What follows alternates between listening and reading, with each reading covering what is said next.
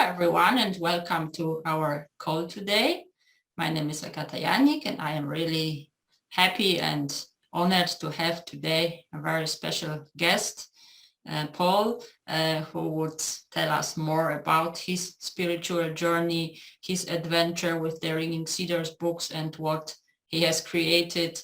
And yeah, he's someone really special, and that's why I invited him to this interview, because we would like to inspire other people. We know that many people are on the same journey, or maybe just want to begin this journey.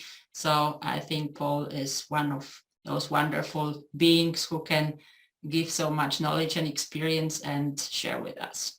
Okay, so let's begin. Hello, Paul. Wonderful that you are here. Really grateful that you took your time to be with us, to spend this next, some time to make this interview. So maybe first of all, would you like to introduce yourself a little bit, just shortly, that we know people out there know who you are? Well, first of all, let me congratulate everyone with this new beginning in this in midst of this wonderful creation that is around us. It's a new beginning for the nature, and we have another chance to put the seeds in the ground and live this life as we should, really. So I'm really grateful to be alive in this time. It's a very special time. I believe you are too. Yes, definitely. Right. To be short, I really don't want to talk much about myself, because it's not really the meaning of this video. But basically, I'm the same as everyone else. I had my own life before, as good or as it was. But you know, my kind of journey, or the path on which I am right now, it started more or less like in 2009, not so much time ago. But before that, I was living kind of really normal life. My background is really colorful on terms that I been working many years in television as a cameraman. I been working on IT industry, in a bank. I had my own business and stuff like that. So pretty colorful background. But everything changed in 2009, and reason for that was really kind of my own inner urge to find out what is really going on. I can't, you know, I don't really know how it happened, what was, you know, reason for whatever, you know, happened. Well, when it happened, I really didn't know that. Now, of course, years later, I know it, what was the reason. But in some moment, I really kind of, I don't know for who I kind of really, I could say that prayed, that I would like to know what is really going on in the world. I didn't really mean that I would like to know it, but yes, I was kind of approaching to someone with this prayer, and kind of forget it, and it really didn't go long before I noticed that my life is getting upside down, really.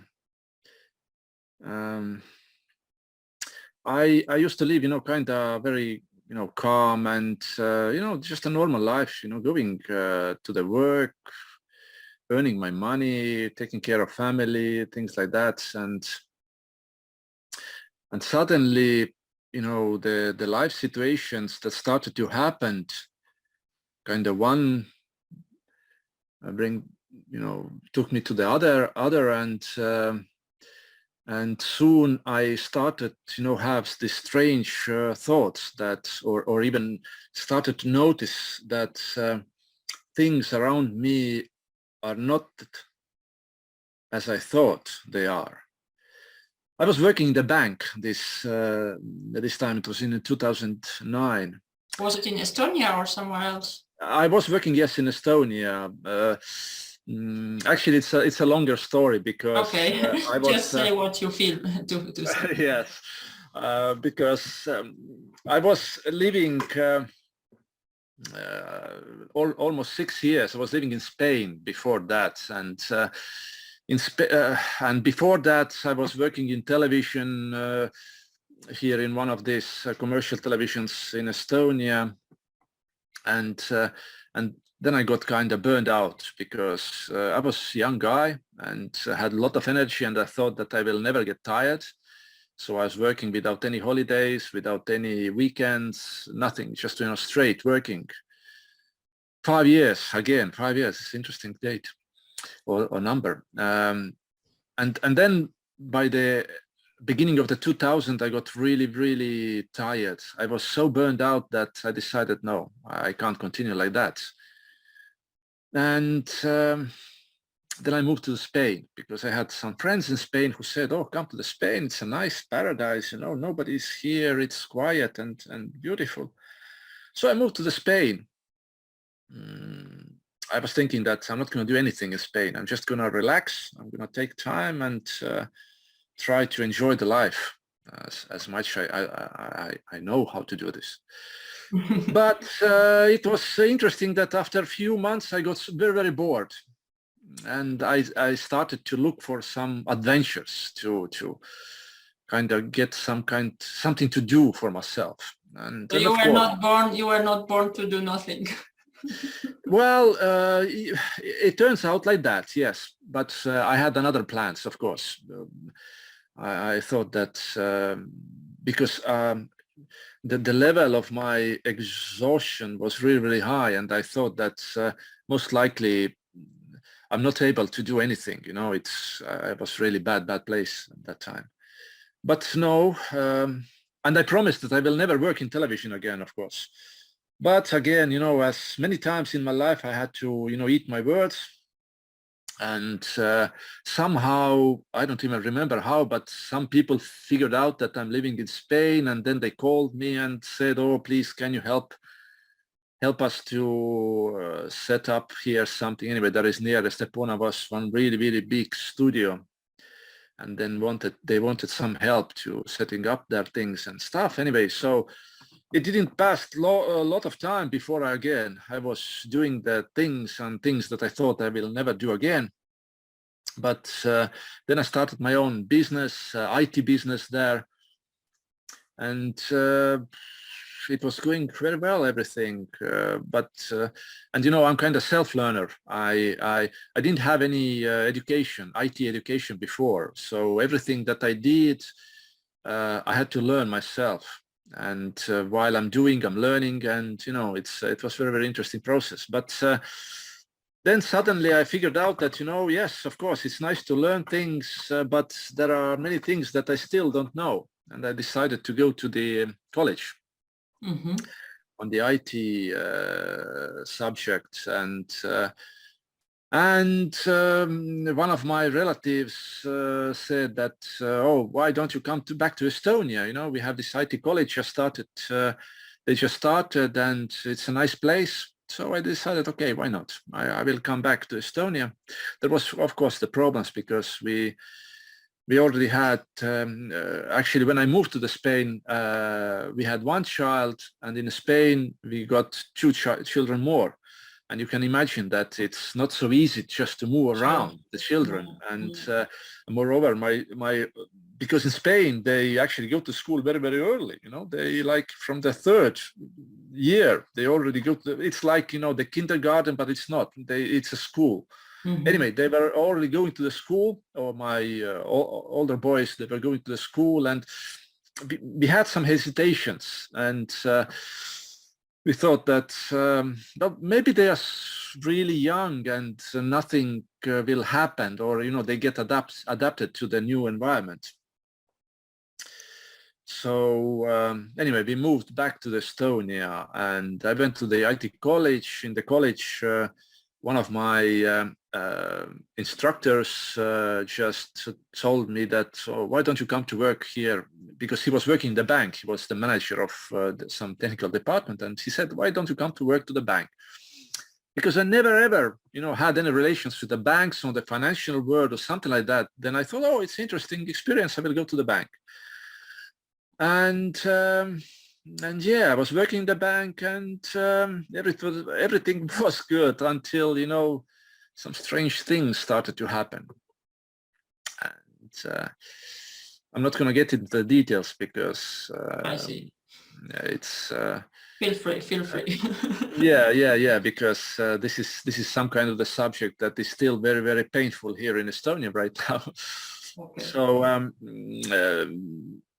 I started to notice that things are not maybe the way as someone is trying to show us, especially in the bank. Yeah. I noticed that things are not really the way as they everybody thinks this. Yeah. Yes, well, there are certain.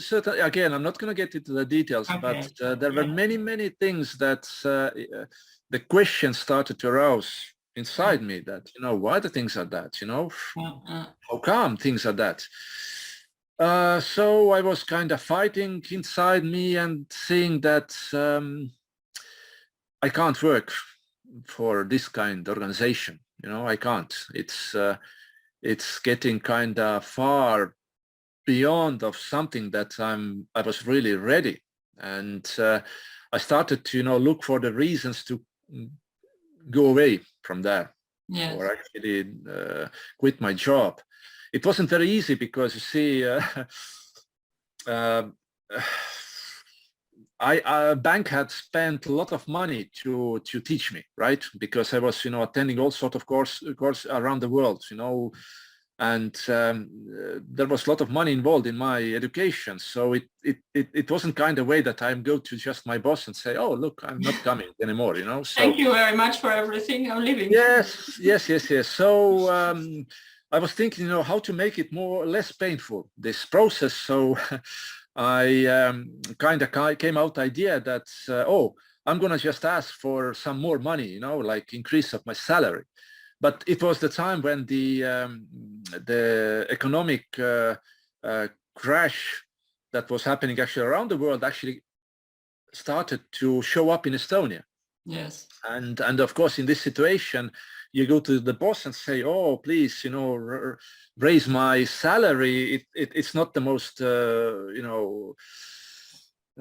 wisest thing to do. But anyway, I thought that maybe that would be the good way how to quit the job. So I went to my boss and said, look, I can't, manage with the money that you are paying me, although it's not true. The money that they paid me was actually it was a lot of money. For Estonia, it was a lot of money. But anyway, I said that it's not enough for me, and that I got some better offer, and so if you're not going to raise my salary, I'm going to leave. Well, I knew the answer would be no, and I was actually sorry for my boss because he, doesn't matter. It's he told me that, no, well, I'm sorry, but we can't raise your salary, and yes, and we wish you luck, and so on. And anyway, so I left the bank. But obviously, during all this time, these strange things kept happening to me. And because I asked, I want to know how the things are in reality. Are the things the way how they seem, or they are some other ways? Because something didn't add on. I mean, I don't know. It was funny because I was living my life as I was living, didn't have any questions before, and suddenly all the questions started to come to me. And the things got even worse, because I left the bank. I got really in the big fight with my wife because she didn't understand what's wrong with you. Sure. I mean, how can you just come away without anything? You don't have even a plan. And it's true, I didn't have any plan. The only thing what I had just this horrible conflict inside me, that I can't work for these organizations anymore. And the things got really, really bad in terms that everything kind of in my life started to collapse. And I didn't understand why. I was thinking that, I mean, why? Why now? What is happening that nothing is anymore working in my life? Little did I know that time that was actually the answer for my prayer. I didn't know that.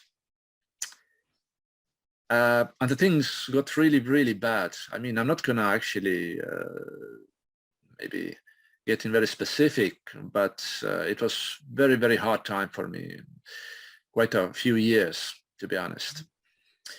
But somehow I kind of started, get more active in terms to find out myself things about different things. I started to read different books, very interesting books. I started to associate with different people that I found interesting, and joined certain, some kind of organization even, because it was very interesting, the things that they were talking, and they were talking exactly about that I asked. Your questions. Exactly. What is happening in reality? So would you say that this was the moment that you started your spiritual journey, or was it just one chapter that's the breakthrough? You see, the spiritual journey, it's, I can't say it was the beginning of the spiritual journey, or maybe it was, I don't know it. But for me, it was certainly the time that everything got mixed up in my head. Really, really hard way. In terms that everything that I believed, really everything that I believed turned out to be a lie. And I don't exaggerate. I don't. It was like all my life was turned like 180 degrees. Everything that I found out, this organization, anyway, it's some American organization, and they helped you. It's not, yes, they kind of showed me this reality. But still, even if it happened, there, and I got a lot of answers to my question, I actually didn't remember anymore my prayer. And but things got worse and worse and worse, because I started to kind of find out even more and more information that was really, really disturbing for me. And it was hard to kind of to chew this everything, and so to spit it out or swallow it, it's I had like these choices. I choose to swallow it, because I had already lost a lot by the time, and I thought that, okay, when maybe then that's kind of my destiny or something. And then in one of the meetings, because this was organization as well, where very, very important was reading the books. It's very, very important to read the books, and usually they gave you the list of the books that they suggest you to read. And then during one of the meetings, some French guy, actually French, yeah, he was in France. He suggested that, okay, guys, now it's time for you to get acquainted with the Vladimir Maigret, with the ringing Cedars of Russia. And I was thinking, oh, that's strange. Some French guys writing something about Russia. I mean, that's probably not the book I want to read, because, you know, I rather will read someone from Russia about Russia, but not from the French guy. Anyway, but he was really insisting that you should read it. You have to read it. And I said, okay, no problem. Then I found from United States, because by that time in United States were released or translated already 9 books, in terms that 8.1 and 8.2 as well. And I started to read this in English. I was reading, and suddenly figured out, oh boy, that's not French. It's a Russian guy. I was really surprised, because I'm thinking, okay, why would somebody in States suggest me to read Russian literature? I mean, and even some strange, and this guy wasn't even the writer. He was some kind of the businessman, you know, and doing whatever he was doing there. And anyway, but I got so hooked with his books, and basically one day I read the first book. Wow. And my mind was blown away, because everything that I knew by that time, and well, I knew a lot, although I have to say that I didn't know what I don't know. Probably but you have collected so many experience and knowledge and wisdom. Yes, so you were not somebody that just started to do something. You were not 18 or 17. Yes, but anyway, when I read these books, my eyes were really like, you know, that it's impossible. I mean, how on earth everything that I know is in this book? I mean, and I got like, I was carried away. I got all the other books, and within 1 week I read all of them. Wow. And my mind was blown, because I was thinking that can't be real. I mean, you know, all this information that I had before, it was really scattered around all the, you know, everything, all the different subjects, everything, philosophies, everything. And now suddenly everything is there in this book. And of course, you know, I was sold. I was really so much sold that I knew that I have to get myself this Kin's domain, or my own this Kin's domain, where to start this process of my personal development, because I saw that that something that I was doing before was really very kind of, it wasn't natural, because I had to kind of read somebody's thoughts, and although they kind of resonated with me, still it was a natural process. But the process that was actually described in the Vladimir's books, they were really natural. And I thought, and I knew exactly that I'm going to live in the Kin's Domain Eco Village. Now, the only problem was that we didn't have any in Estonia.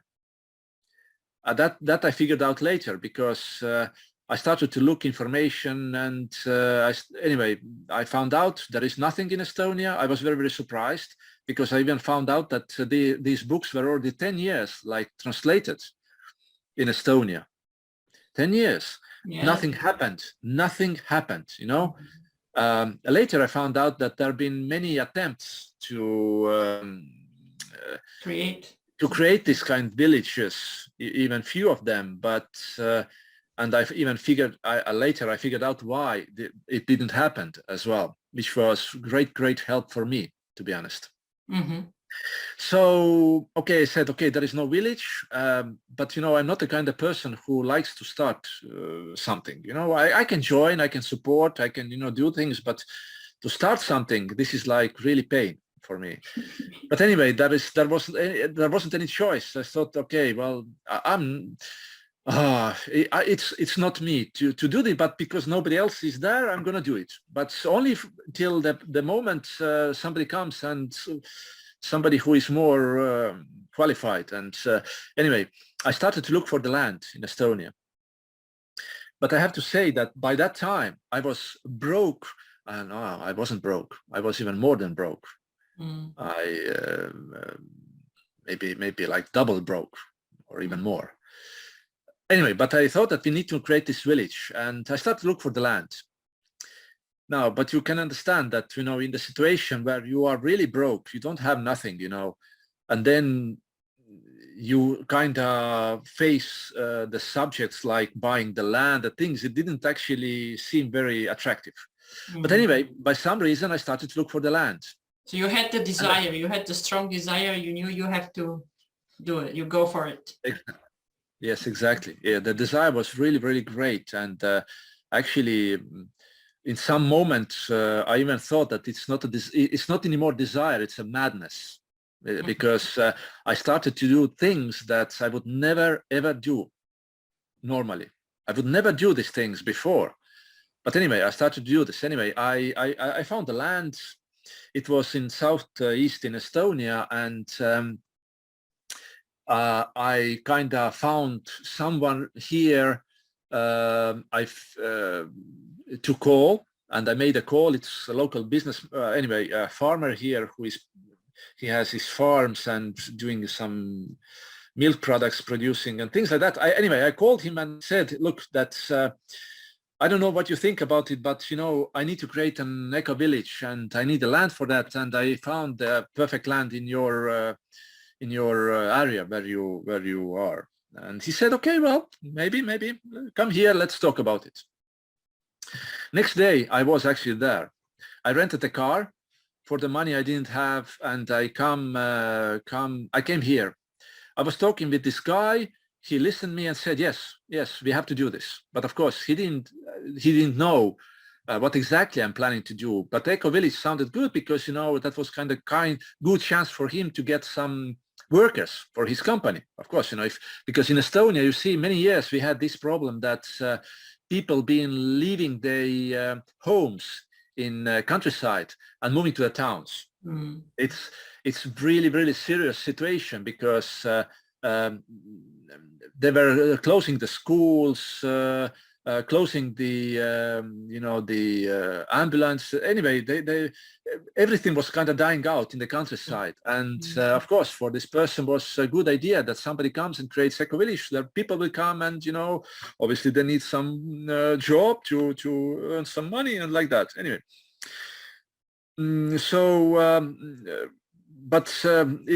it turned out that the land that I choose it was very complicated to purchase this land.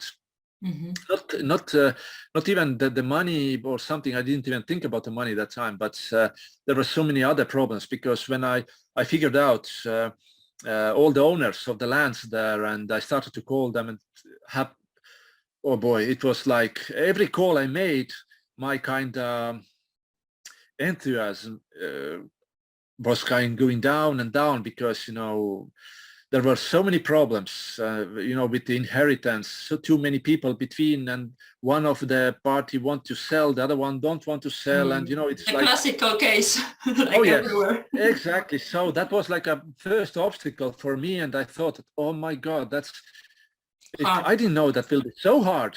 I know that will be so hard. Anyway, I was really discouraged.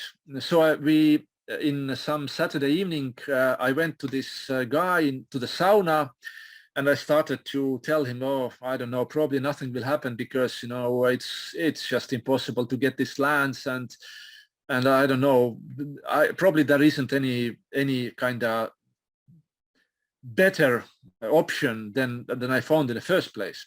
But there was one old guy in the sauna, and he said that, okay, but how much land do you want? I said, well, this land was like 250 hectares and perfect in the middle of the forest, and absolutely perfect. That's like a dream. And he said, well, I don't have so much to give you, but I have like something 43 hectares. And in this, well, more or less in the forest, and well, just go and see if it will be okay. And I said, no, I'm not going to go there because I actually made up my mind that I'm going to go back to the town. I already made up my mind. So, but I said, okay, well, next morning I will go. It was in the winter time, actually. It was 5 o'clock in the morning. It was dark. I went there. I wanted just to see, I wanted to see it as bad situation as it is, when it's very dark and Sure. snowy and windy, and kind of see this the bad side of this, because I thought that when I see it, I will kind of decide I'm gonna leave. But when I arrived and the sun started to rise, I suddenly found myself in the middle of the fairy tale. Oh, wow. It was something that I didn't expect, and I was sold. I was just going around this property, and I said, yes, that's the place. That exactly is the place. I tried to call this guy and said, yes, that is the place. I think something can actually happen here. And then, of course, I asked him that, how much money you want for that? And he said that, not much, 100,000. And for me, of course, this, I don't know how much this money is for you, in Germany, but here in Estonia, it's a lot of money. And especially when you don't have any money. Sure. So I heard it, but at the same time, I didn't hear. Mm-hmm. I don't know why, but normally I would get crazy, like 100,000. Are you crazy? I mean, who has so much money for the land? I mean, what do you think? It's like a gold mine or something, No, I heard that 100,000, and that's it. And I said, was it more than the typical price for such a piece of land, or was it standard price? Of course, it's what. Well, to be honest, I don't know, because I never ever actually had any interest in this subject. But for me, it was a lot of money, and of course, later I figured out that it was more or less fair price. More or less fair price, because it's not like the agricultural land, which is very expensive, and it's not in a forest that you can actually turn into the money. It was there was forest, but it's a young forest, not like maybe 20 years old, and maybe another 50 years to go before you can actually do anything there. So, but it was later, yes, of course, it turned out it's a fair price. But I asked him that, okay, so what do you think? How can I purchase this land from you? Mm-hmm. And because he knew my situation, he knew everything, and he said that. Actually, he said one very strange thing to me. He said, Paul, you have been talking so much, I'm sorry for this expression, but so much bullshit. I never ever have heard so much bullshit than you have told me. But because it's so much bullshit, I think it might be a good idea. It might, and I think it might even happen what you are dreaming about. Of course, that time I was thinking that, I mean, of course it will happen, but why? It's bullshit. It's a really, really nice thing what I'm trying to do here. But anyway, he told me that, okay, look, let's make it this way. I've been trying for a long time to sell this land. That didn't happen, and I don't have a hurry with this selling. So let's say you will buy it within 4 years from me. And I said, 4 years, no problem, I mean, within 1 year, we'll be having full of people here in the village, and no problem. We will buy it even before 4 years will pass, Okay. And I should probably skip another 2 years, because I was actually alone all these 2 years here, and nothing happened, nothing.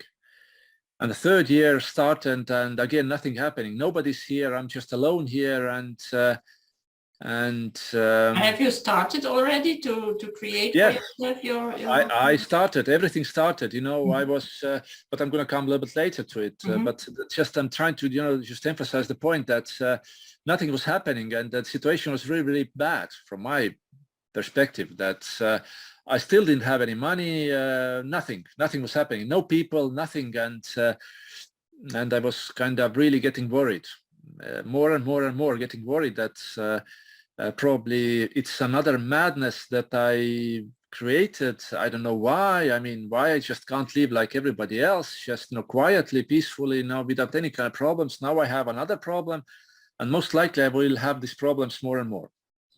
Anyway, that was my kind of thought. So this is up to the 2015, like in the let's say end of the 2015, like was like that. But during the time, this I wasn't just sitting here. I was actually doing everything that I could to kind of prove myself that I can live in countryside, that I'm able to manage. So the first year, I saw like 2.5 hectares of hemp, industrial hemp, and I did everything by manually, everything except, of course, the plowing was done by the tractor, because otherwise, yeah. But everything else I did manually, alone. Oh. And I got very, very nice crop, really nice crop. The same year, because somehow I needed to get some money and things like that. We had like nice apple tree garden here, and because it was autumn, or actually closing to the autumn, and the summer varieties were already reaped, right? So I decided, okay, well, let's just do something. And the easiest thing that came to my mind, I'm going to just collect all these apples and turn them into the jam, apple jam. But in the same time, of course, the thoughts in my head, I mean, you're stupid, man. I mean, who will buy the apple jam? Everyone has its own, gardens and make it jams. I mean, you just, messing with yourself, just anyway. But again, I didn't listen it. I did whatever I planned. I made all these jams, and then I went to the fair. To my big surprise, I sold everything within half an hour. Oh, cool! So cool.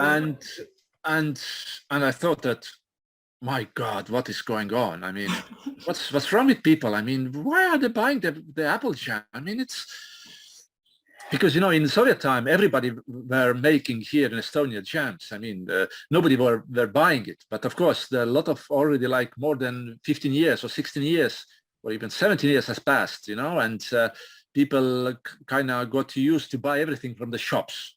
Mm-hmm. Of course, everyone were moving from the countryside to the towns, and well, that's the kind of the background.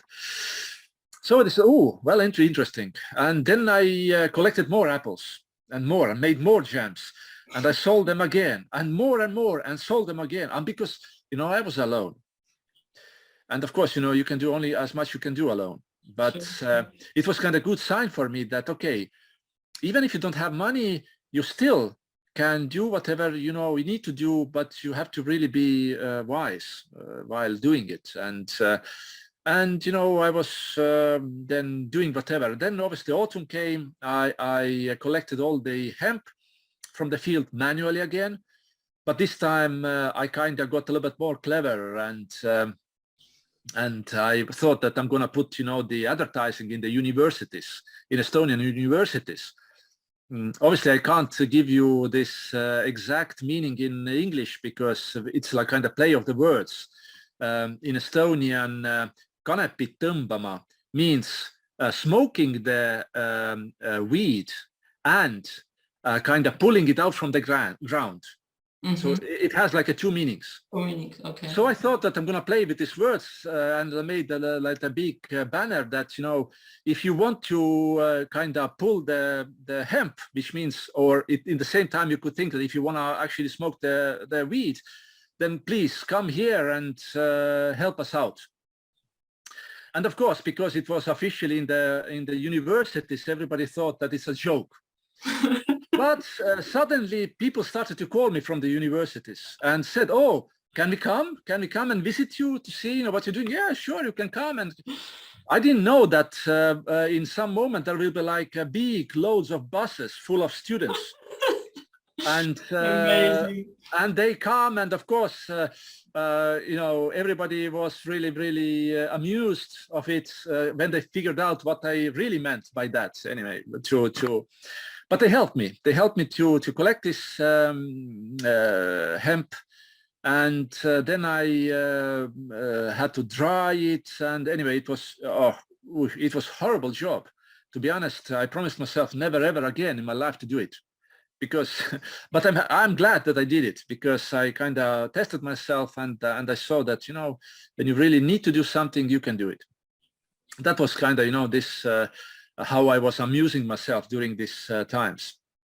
But by the end of the 2015, I got really, really worried that I'm not, you know, that it's probably bad idea, because by the time, because I had created the websites and Facebook, the normal websites, and I had responses, and people were coming, but, you know, they were kind of looking around, and because there was nothing, and I don't know what they were expecting, that, you know, there is already everything there, you know, you can't Probably, just yeah. and live happy life, you know. Yeah.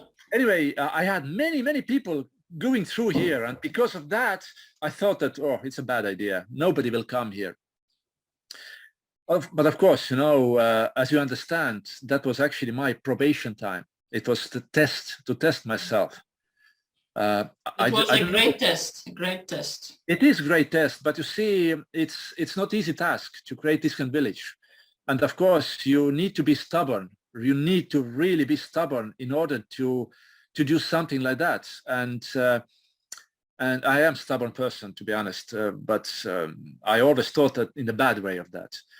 But that stubbornness kind of helped me out this time, because I couldn't kind of accept the fact that I failed. I couldn't accept that, and I was, you know, doing whatever I know I'm doing, and nothing happened. Nothing really turned out. And by the end of the 2015, I kind of, even in the actually beginning of the 2015, I went to visit my friends here nearby, and I said to them that, you know, guys, that yes, I've been doing everything that I know that I can, but it seems that nothing is working, and most likely, probably, I have just made a mistake, and most likely I have to just accept that I have made a mistake. And I said that if by the August of 2015 nobody will show up, I was sure nobody will show up. I'm leaving. Mm-hmm. So by the end of the August, I'll be gone from here. And I called the owner of the land, and I told him, look, that I'm sorry for all this mess I created, you know, that, but most likely nothing will happen. But I kind of said that and I told him as well that by the end of the August, I'll be gone if nothing will happen. But, you know, it's like in these fairy tales that the August is ending, and then the people show up. Beautiful expressed, beautiful said. Exactly. That's in the last, let's say that in the last moment, the people show up. And it was shock for me, because I kind of, you know, to be honest, deep inside me, I had this feeling that everything will happen in the last moment, to be honest. So when it happened, I was very surprised. But at the same time, somebody inside me said that, you see, I told you. Your soul. Because exactly, it's like, because all these 2 years, I was like kind of, oh, what I'm doing, I should stop this madness. You know, it's crazy. I mean, who I'm lying to? I mean, I'm lying to myself. I mean, it's like even more than crazy, you know.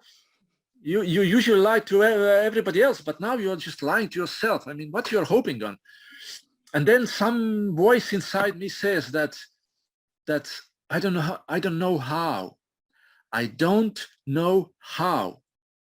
but this village will happen. Wow, beautiful.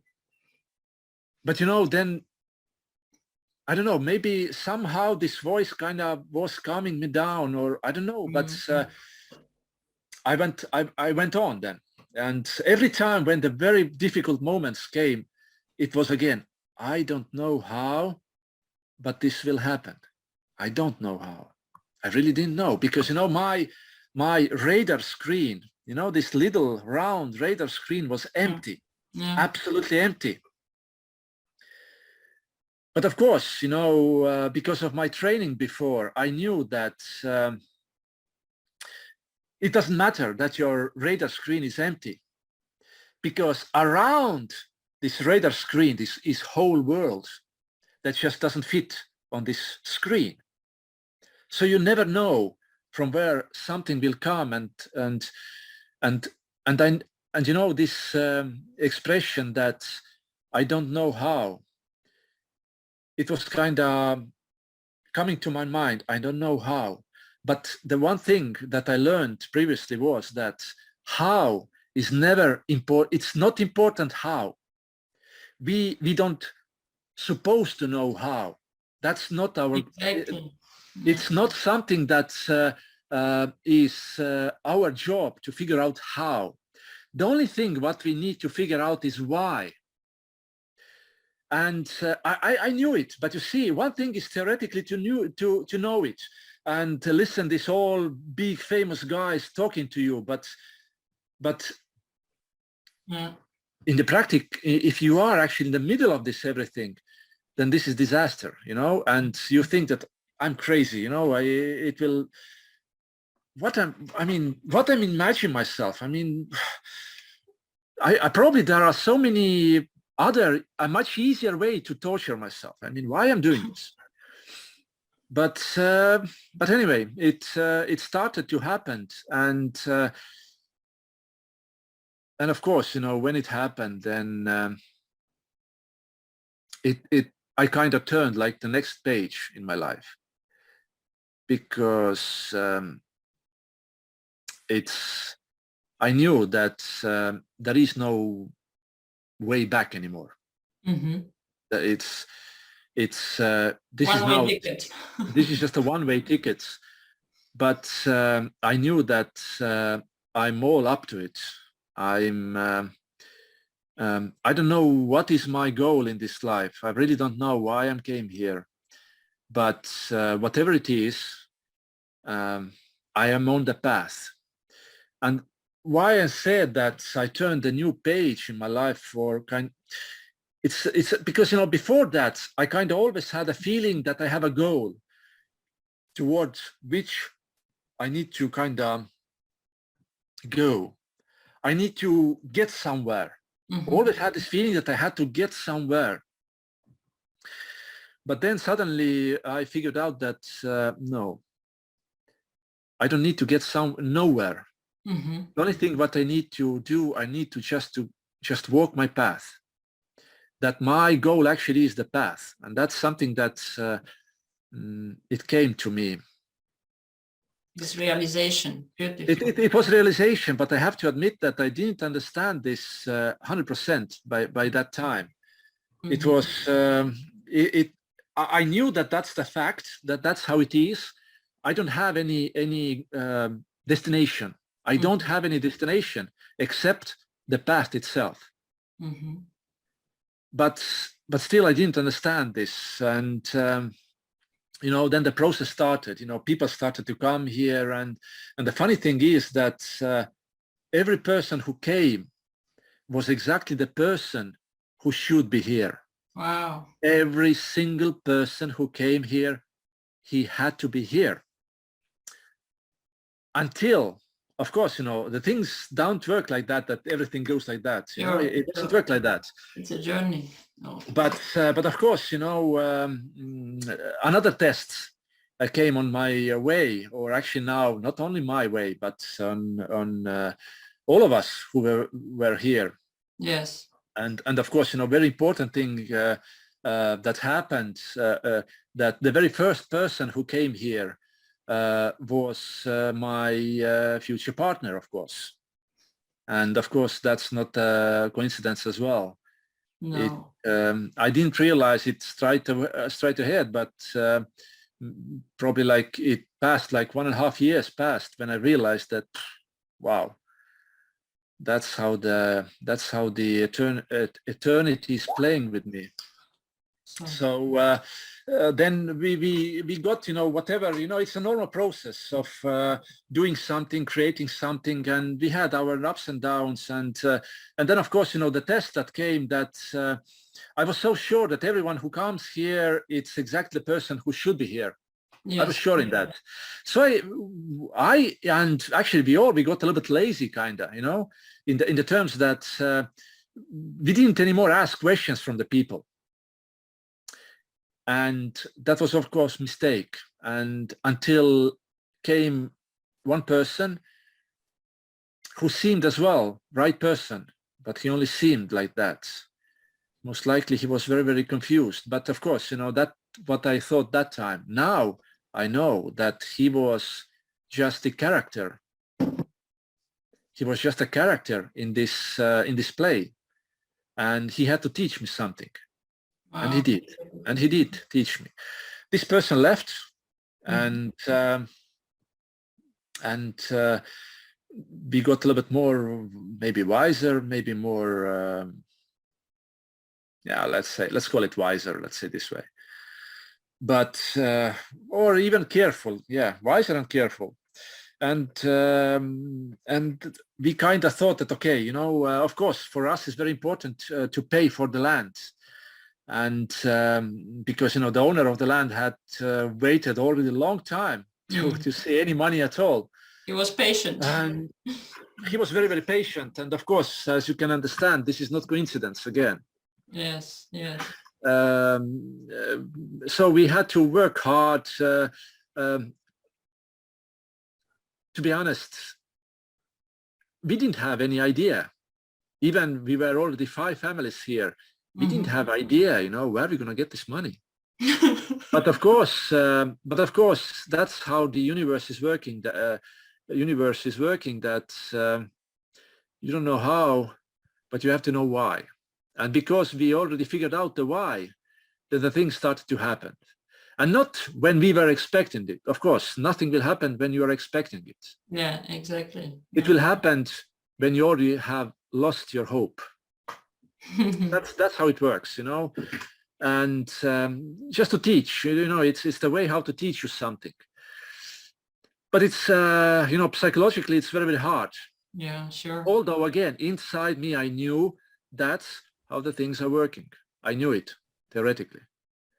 So do you believe now that it has been, or is it your soul's path? Is this why you came to be on this journey, when I just jump in with this question? For you see, there are no coincidences. Because I'm here, it must be. Exactly.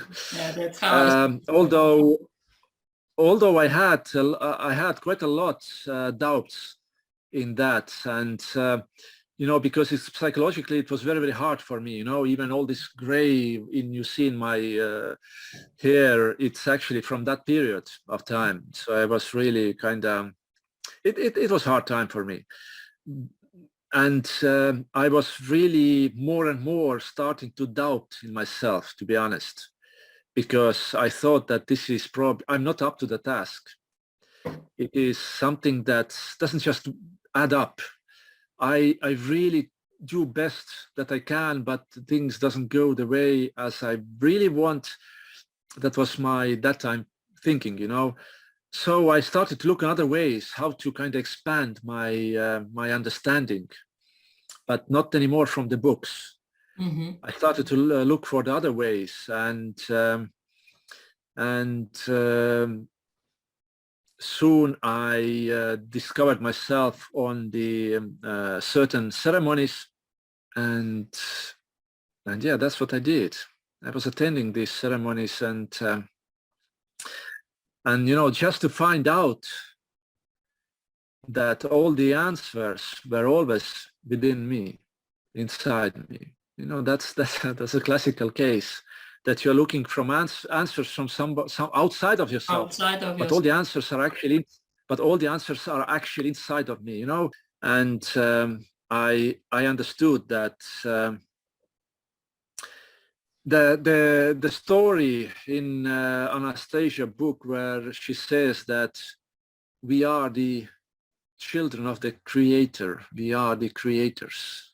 Wow, Paul, it is so beautiful to talk to you. I would have 1,000 other questions, but for this time I don't want to make session too long and steal your whole day.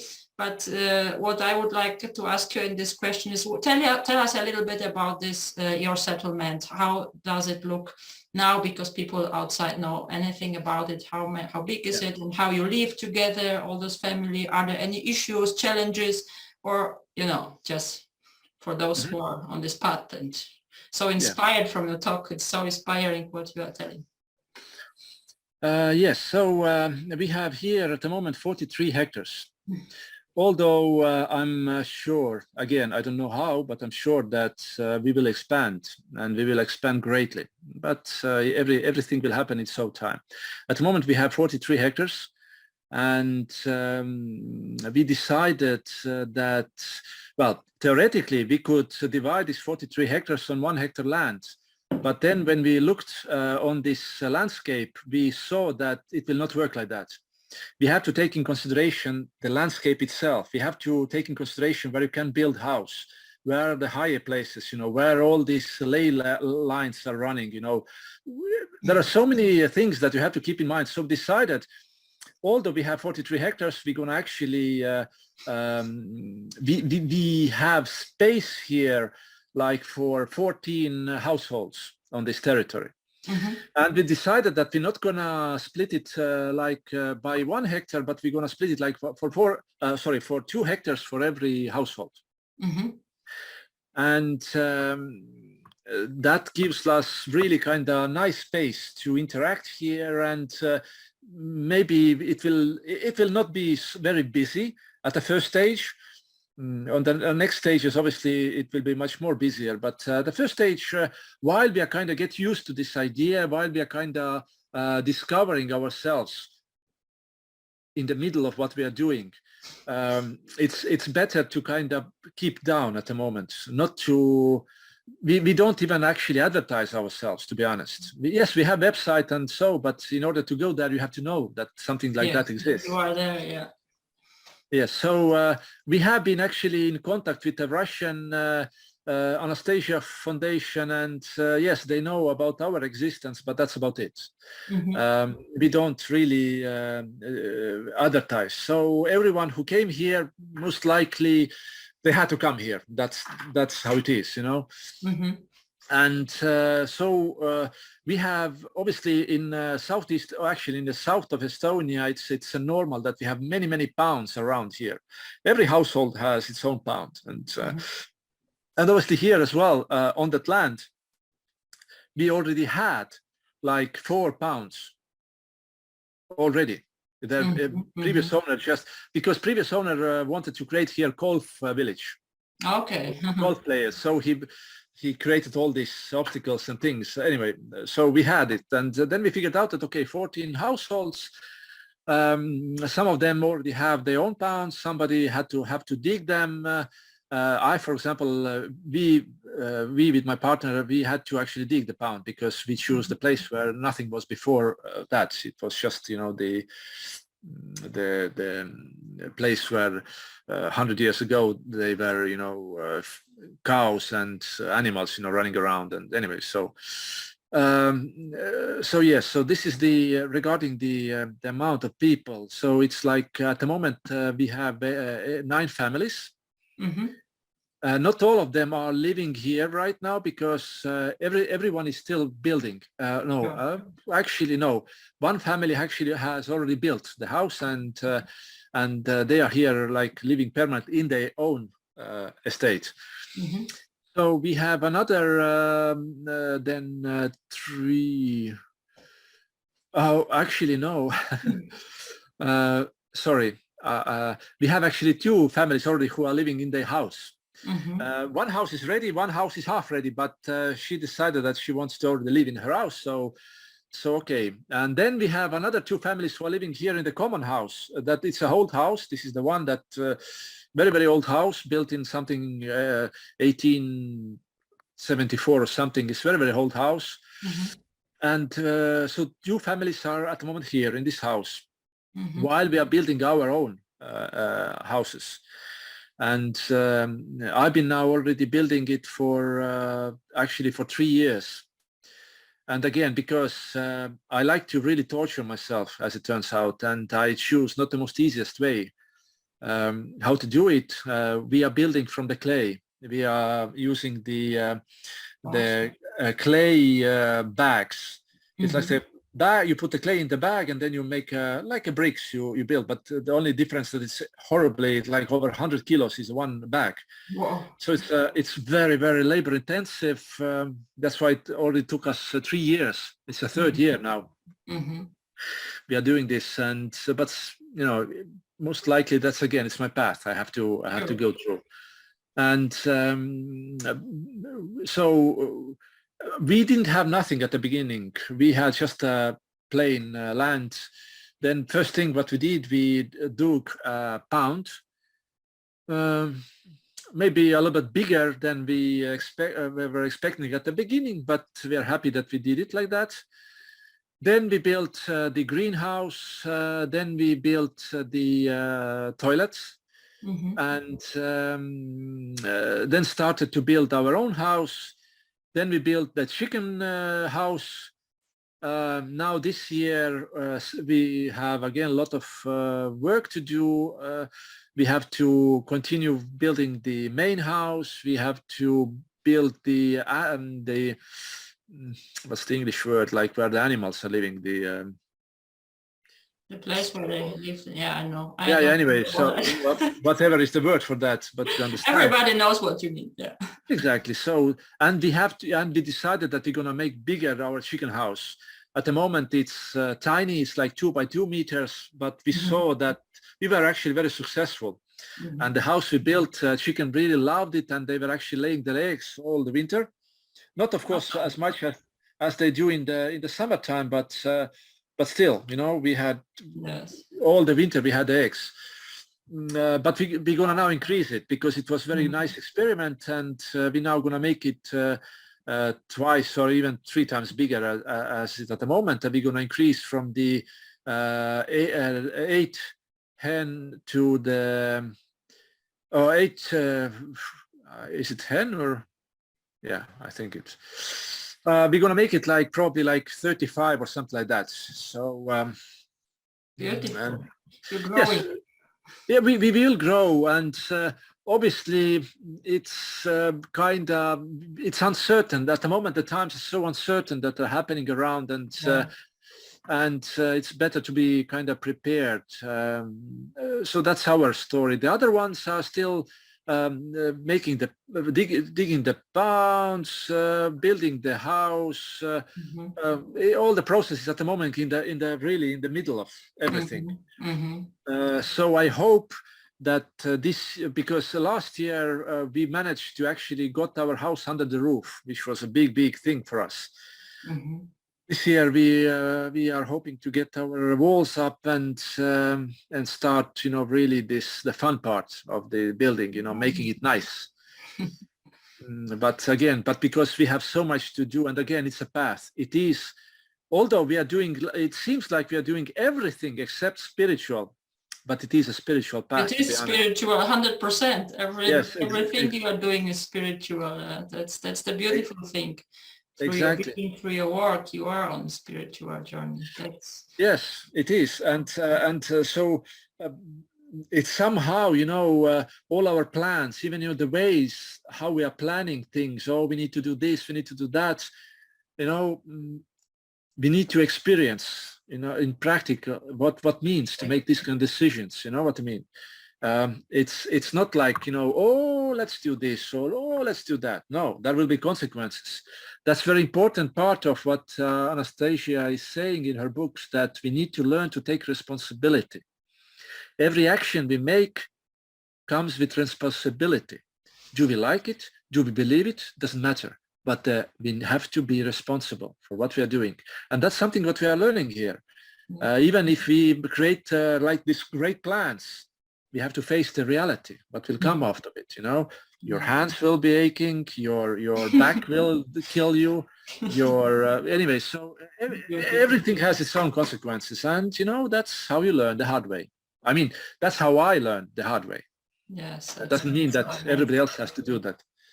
Yeah, it's really amazing, your journey, and so inspiring. And as I said, I could talk to you for hours, but it's so amazing what you're telling us. Yes, regarding the village again, that we, our kind of business, or it's a bad word, but anyway, like let's call it like the business plan is very kind of simple. That every family will grow whatever they like to grow, whatever they fancy, right? Whoever, somebody fancies berries, somebody fancies fruits, somebody likes potato, whoever, whatever. Yeah. Everyone will grow whatever they want, but they will grow a little bit more than they would normally need for themselves.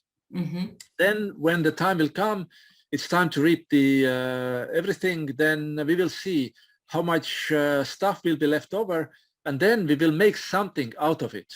We're not going to sell it as a raw material, right? Like as it is. And obviously the reason is that we are very small. We produce not much, so we can't kind of earn on the amount. We have to earn on quality. We have to earn on something special. Yes. So we will turn this, everything that will be left over, we will turn into products, whatever they are. High quality products, yeah. Exactly. And that gives us time. So we don't have to sell them straight away when the prices are low. It gives us time to sell it, let's say in February, where the prices are very, very high.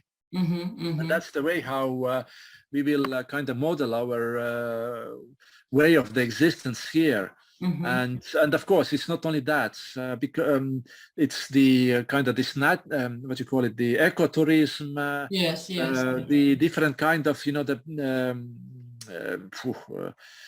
courses that we can actually do, workshops, such things. Workshops and things like that. So and that's what we're already doing. Yes, we are organizing a lot of workshops, and the thing is that it's not only our village, because we managed to create in southeast of Estonia kind of this extended community.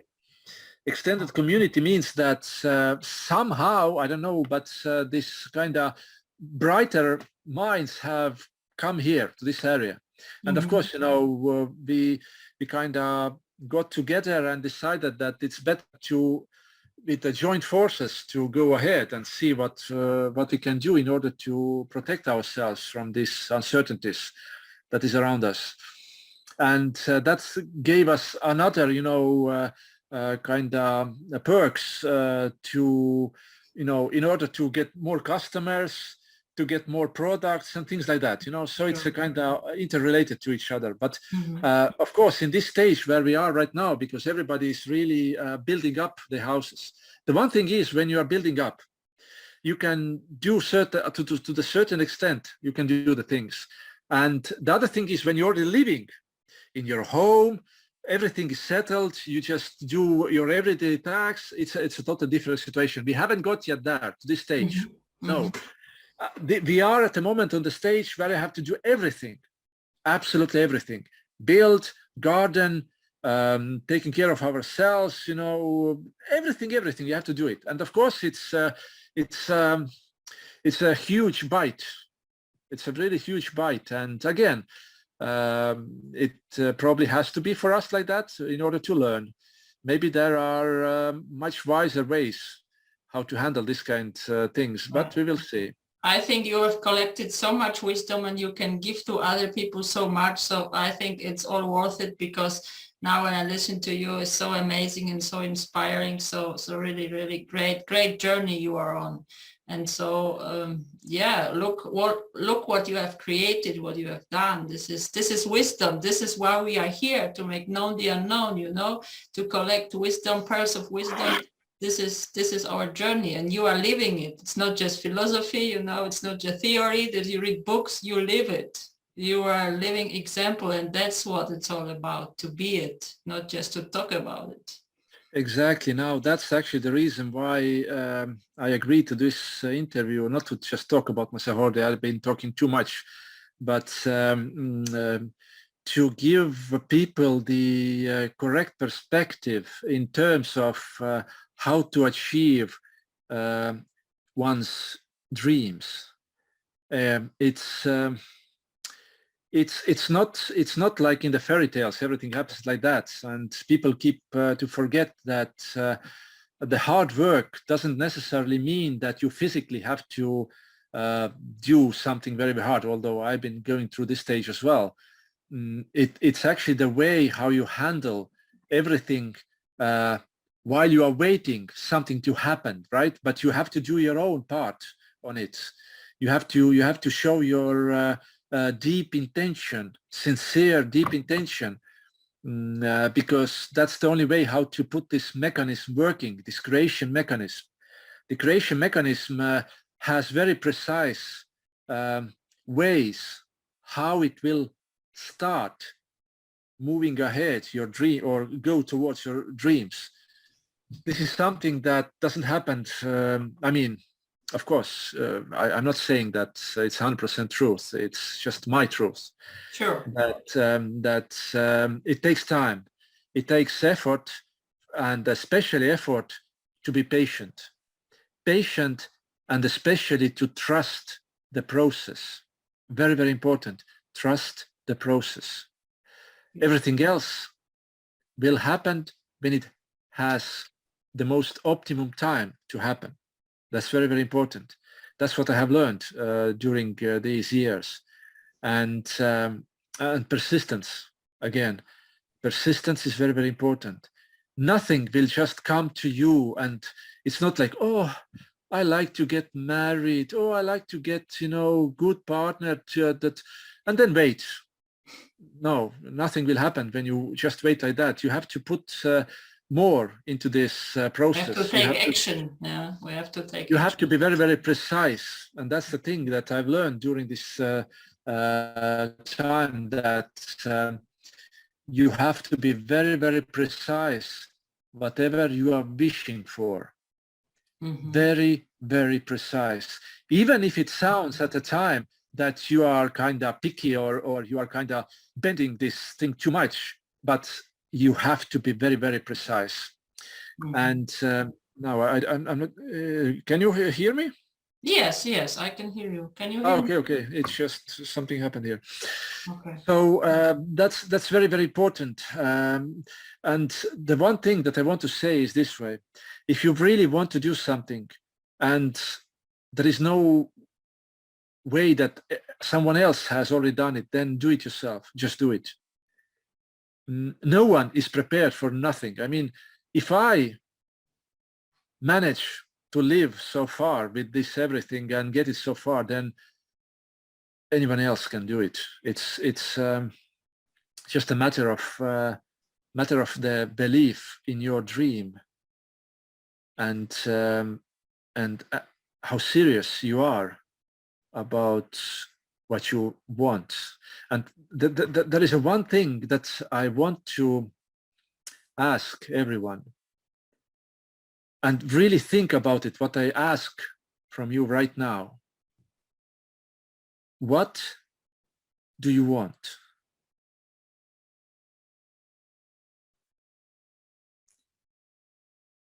No, really. What do you really want? Think about it. And don't lie yourself. And don't get into the things that, oh, I want world peace, and I want that people would be happy and change the world. Yes. No. When you are thinking in terms like that, you are lying yourself. The question is, and this is the most important question, what do you really want? What I really want? Think about it. I'm sure when you are now watching, listening, you can't answer this question. You thought that you know what you want, but in reality, I mean, I'm like 99% sure you don't know what you want. And that's the story behind me as well. I kind of always have known that what I have to do and things like that. But then when suddenly I was faced with the question, what do you want? I started again murmuring something about these strange, stupid things that, doesn't have nothing actually to do with me. And then somebody actually told me that, come on, stop lying yourself. I started to think what I really want. And this is the point where life will change, when you figure out what you want. Mm.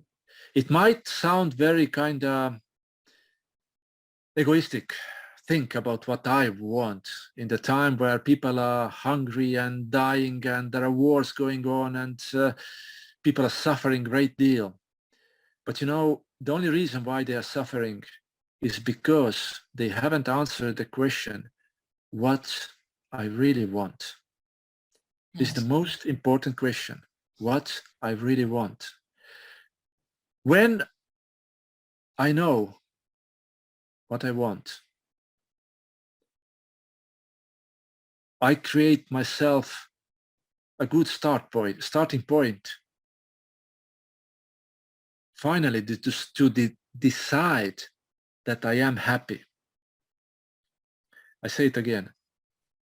To decide that I am happy. Because happiness is not something that will be poured over us, or it will, or somebody will make us happy, or no.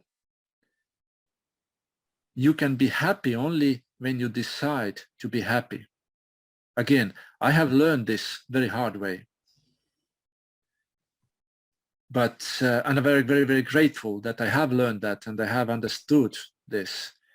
But everything is up to our decision. We are creators. There is no rescue to ourselves coming from somewhere, you know. In certain nations there is this legend about white ship coming and saving us. No. We have to be our own saviors. Yeah, that's how I see it. Yeah, exactly.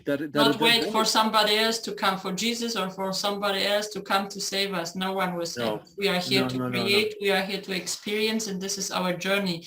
And as you said, to take the responsibility of everything we are doing, because this is how we're learning, and see the results and feel them with all our senses, what we have created. And then do it better the next time. That's evolution, or different, not better, different. Yeah, this is evolution. Exactly. Wow, exactly. wow, Paul, this is so beautiful and so great to speak to you. That yeah, I am really so inspired and so grateful that you took time to be here with us. I don't want to take you more time, but if you are willing, we could do another in the future, another interview, because I am sure when people watch this video, they will have so many questions, because you will inspire so many people. So let's see. But anyway, it's been a great pleasure for me to have you today. And you are such a great being and a big light that you are shining. And it's important that people like you share your knowledge, share your wisdom and experience, because we know there are, especially after reading Anastasia book, we know there are so many young people who are just in the beginning, who are just watching this and they see, wow, I want to do it too. I also want to create it. So people with so much wisdom can give so much to them. So now I would like you to say maybe a closing message to all those young people and older people, everyone out there who is just watching you and say, wow, I also want to do it my way. I also want to create my Kinstome and go on this journey. Doesn't matter what comes. What would you say to those people? The only thing I can say is just go for it. I mean, don't even hesitate. Don't think about it. If your dream is to live in Kinstome's settlement, in your own Kinstome, and you're serious about it, then don't take no as answer. And I know that there will be a lot of kind doubts, a lot, and these doubts will be bombarding you like every second, many of them at the same time. That's why I said that the why is very important. Once you answered the why you want to do this, exactly why I want to live in Kinstome eco settlement or in the Kinstome, then everything else will start to happen. and it will start to happen the best possible way for you, keeping in mind your journey. That's very, very important. That we are not actually making these settlements, or we are not making it's not about that. It's only our personal growth, nothing else. There will be time when we will leave this plane. And obviously we don't want to again and again and again and forever just repeat the same path. There will be moments when it's time to move on. I personally believe now is the time when the humanity actually get born. We are, as a humanity, as a humans, we are not born yet. We are in the process of the being born. Mm-hmm. The top of the head, you can see the top of the head, but that's it. Mm. Now this push is still to come, and we need to kind of no, maybe not a good word, but we need to survive this push. Mm-hmm. And this push is happening right now. So everyone who is really serious, that they really want to live in the King's domain, then make this effort. Just make it. And be sure there will be a lot of hardships. There will be a lot of obstacles. But these are just to test yourself. Only to test, nothing else. And one thing, remember, it's just a big game. Mm-hmm. It's a game. And, you know, it's much better to play a game when you know the rules. So create the rules in your own King's domain. That is a very important message. Thank you. Thank you. Thank you very much for your wisdom, for your knowledge. It's been really an amazing interview, and I am so honored, I have to say it again, that you decided to do it with us, because I feel it already in my heart, and I have a good intuition that this interview will touch many souls, many people around the world, and I already see it in my mind. So that's why it's so beautiful that you have done it to us. So thank you, Paul, very much for being with us. Thank you for your participation, and I wish you all the best. And I really do hope that we stay in touch, because I'm so curious what you are doing, how you are growing, and maybe one day we will come with a little group and meet you, and you will show us in life, in the reality, how you do everything, and you will share more knowledge.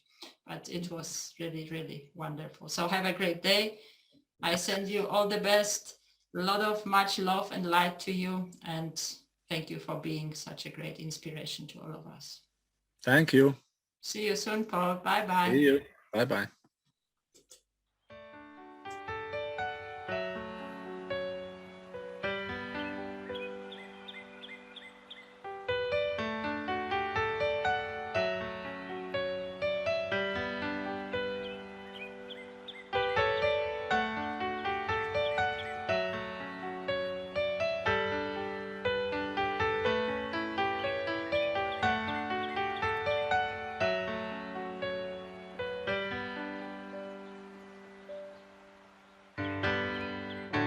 Across the plains of the universe, in front of a sea of stars, illuminated by the light of love coming from their own hearts.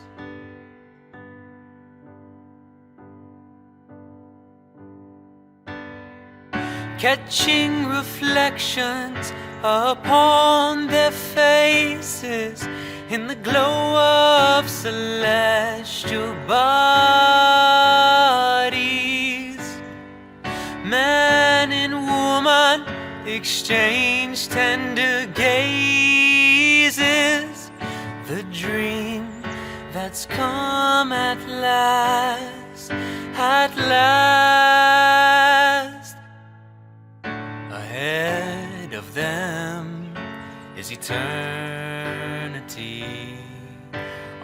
stars they will remain. Co-creation in a space of love, coming from their own hearts.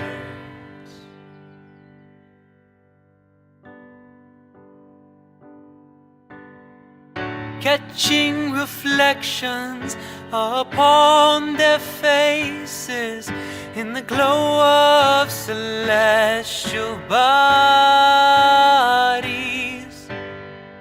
Man and woman exchange tender gazes, the dream that's come at last, at last.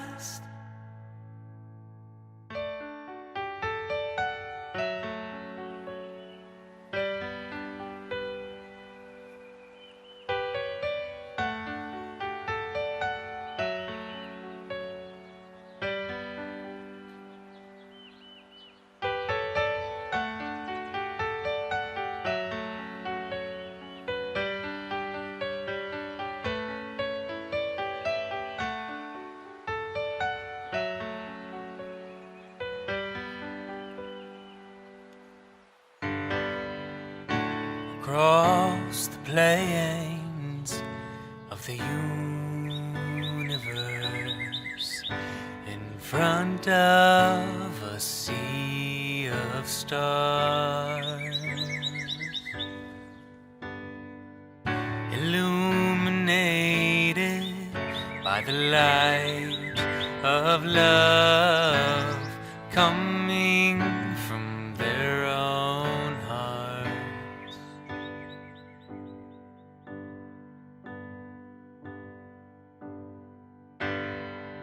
Catching reflections, oh, upon their faces in the glow of celestial bodies.